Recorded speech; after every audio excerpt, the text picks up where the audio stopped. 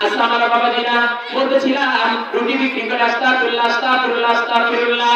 এবারে রুটি যখন দাওয়াতে দেয় খরিদ্দারের কাছ থেকে টাকা নেয় তাও বলে আস্তাগফিরুল্লাহ আস্তাগফিরুল্লাহ। একটা ছোট্ট আমলের কথা বলে দেই শুনে রাখেন।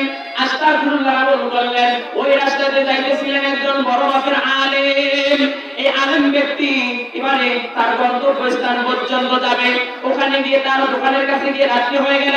সে বলল বাবাজি আমি আপনার বাসায় আজকে থাকতে চাই। উনি বলেন আলহামদুলিল্লাহ আপনি আমার বাসার মেহমান হবেন, তাতে তো আমার আপত্তির কিছু নেই, খুশির খবর, আপনি আমার বাসাতে থাকেন। এবার তাকে সুন্দর করে বাসাতে রুমে থাকতে দেওয়া হলো।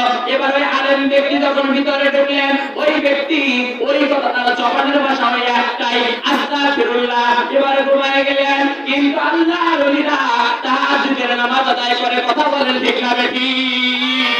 এবার তাহাজ্জুদের নামাজ আদায় করার জন্য গভীর রজনীতে সে উঠে গেলেন। উঠে যাওয়ার পরে এবার দেখলেন তার জবানের ভাষা হয় একটাই আস্তাগফিরুল্লাহ আস্তাগফিরুল্লাহ।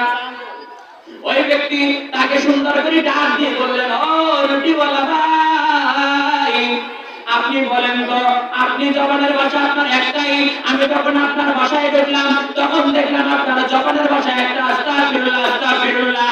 আমি যখন রাত্রির গভীর রাতে আমি জাগরিত হলাম তাহাজ্জুদের জন্য, তখন দেখি তোমার জবানের ভাষা একটা আস্তাগফিরুল্লাহ আস্তাগফিরুল্লাহ।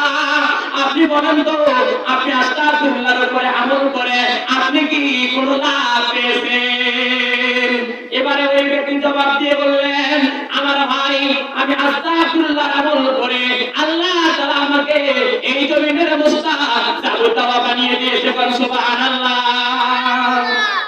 বললেন আমি যা দোয়া করি আল্লাহর দরবারে তাই কবুল হয়ে যায়।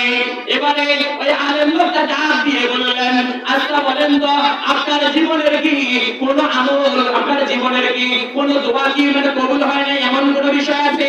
সে বললেন আমার জীবনের সব দোয়া কবুল হয়ে গেছে, কিন্তু আমার জীবনের একটা দোয়া কবুল হয় নাই। জোরে বলুন সুবহানাল্লাহ। আমার জীবনের একটা দোয়া কবুল হয় নাই। আমার বড় একটা শখ ছিল যে আমি যদি আমার মরণের আগে ওই ইমাম আহমদ ইবনে হাম্বলের সাথে যদি একটা বারের জন্য জীবিত অবস্থায় যদি আমাকে সাক্ষাৎ করাতো, আল্লাহর কাছে আর আমার চাওয়ার পাওয়ার কিছু থাকতো না। জোরে বলুন সুবহানাল্লাহ। এবারে ওই আলেম ব্যক্তি চোখের পানি ছেড়ে দিয়ে বললেন, ও রুটিওয়ালা ভাই, ও রুটিওয়ালা ভাই আপনি তাকে দেখেন আমি বললাম এই জামানার ইমাম আহমদ ইবনে হাম্বল। জোরে বলুন সুবহানাল্লাহ। এবার ওই আলেম বললেন, ও রুটিওয়ালা ভাই আমি ইমাম আহমদ ইবনে হাম্বল আল্লাহর কাছে দোয়া করে যে দোয়া আমি কবুল করাইতে পারি নাই, আল্লাহ তাআলা আপনার সাধারণ একটা ছোট্ট একটু আমল আস্তাগফিরুল্লাহ এই আমলের বরকতে আল্লাহ তোমারে এই জামানার শ্রেষ্ঠ